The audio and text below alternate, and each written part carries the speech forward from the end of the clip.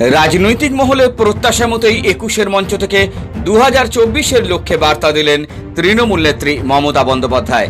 শহীদদের শ্রদ্ধা জানানোর পাশাপাশি তৃণমূল নেত্রী দিল্লি থেকে মোদী সরকারকে ক্ষমতাচ্যুত করতে অবিজেপি শক্তিকে ঐক্যবদ্ধ হওয়ার ডাক দিলেন।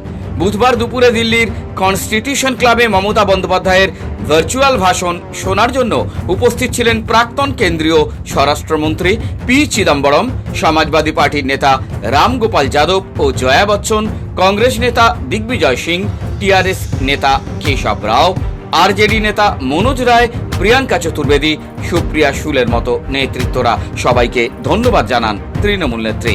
তিনি বলেন, society people also, all the students community, all the college, all the education society, come forward and take a bold step and fight the battle against BJP, and let us be united and let us unitedly struggle. And I believe struggle has no existence. Without struggle, no existence. Struggle is our life. Struggle will be success one day if you are united, if you are together. তিনি জানান, চিদম্বরমজি, শরদ পাওয়ারজিরা যদি ২৬, ২৭, ২৮ এই ৩ দিনের মধ্যে কোনো বৈঠক ডাকেন তাহলে তাতে অংশগ্রহণ করব। नेक्स्ट वीक में हम भी दिल्ली में जाने वाला हो 2-3 दिन के लिए, कि पार्लियामेंट जब चलते हैं सबको साथ भेंट होता है, इसी के लिए हम बराबर करते हैं। 2 साल से मैंने भी नहीं जा पाया। I also want to meet the important opposition leaders.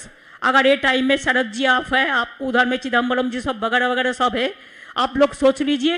अगर आप लोग एक मीटिंग बुला सकता है तो वी कैन अटेंड 26 हो, 27 हो, 27, 28, 29, ये 3 दिन में अगर आप एक मीटिंग कर सकता है तो हम लोग at least we can sit together, at least we can talk.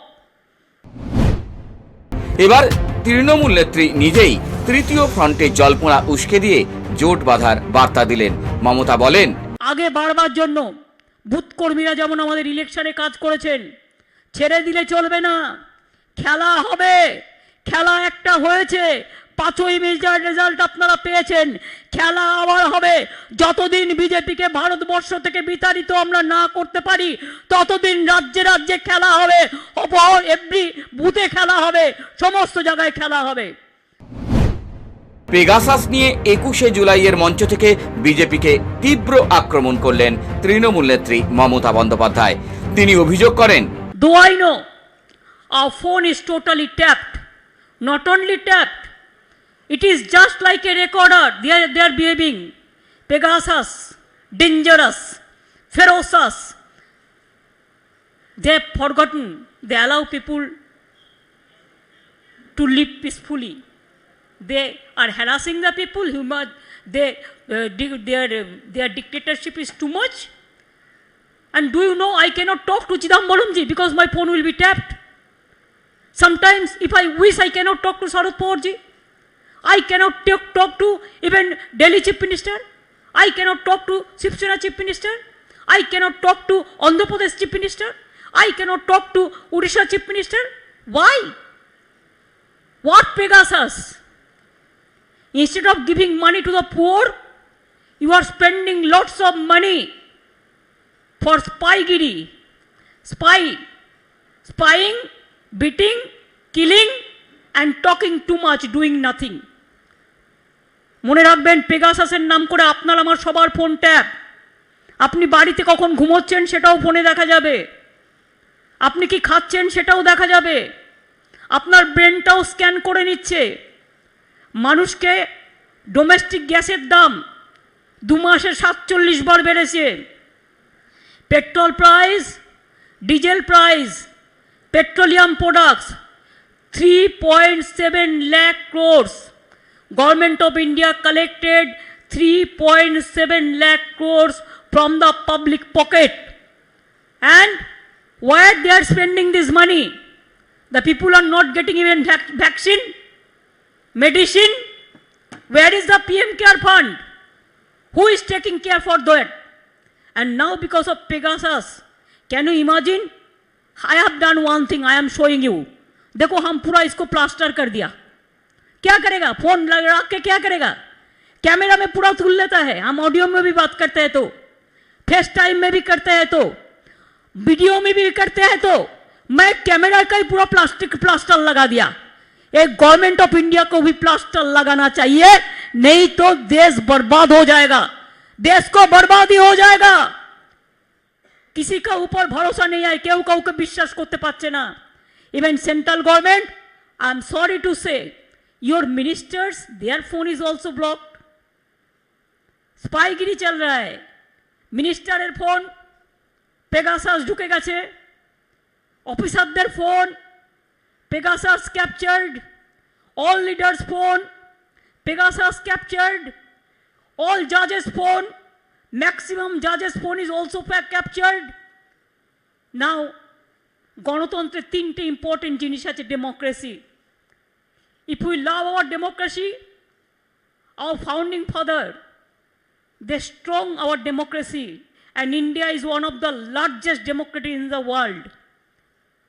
But now, because of this government of India, the BJP party, they bulldoze the democracy, they have finished the federal structure, they have finished the democratic rights.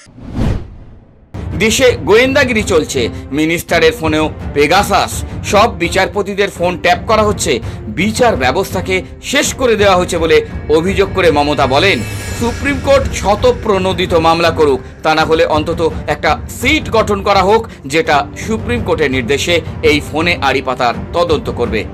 উন্নততর তৃণমূল গঠনের ডাক, corona মিটলে ব্রিগেডে বড় সমাবেশ ঘোষণা মমতার।